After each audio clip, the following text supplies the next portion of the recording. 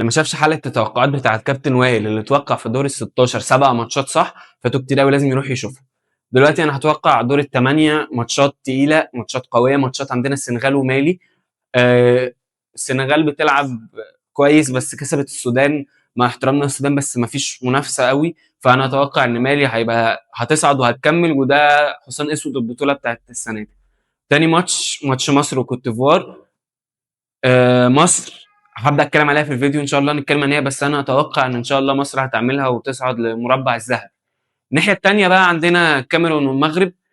ماتش انا ده اقوى ماتش في دور الثمانيه. المغرب ما كانتش موفقه قدام تنزانيا، كسبت واحد بالعافيه، حسيناش ان المغرب كانت منتخب قوي، بس طبعا عامل الارض والجمهور، جمهور المغرب شكرا والله اللي انتوا بتعملوه مع كل المنتخبات العربيه، فده اتوقع ان المغرب هتصعد فيه. الجزائر كسبت الماتش اللي فات في اخر دقيقه، كسبت الكونغو في اخر اللحظات في الاكسترا تايم، فماتش كان صعب بالنسبه للجزائر. الجزائر منتخب قوي عنيد، بس قدام نيجيريا هيبقى حظوظه قليله قوي.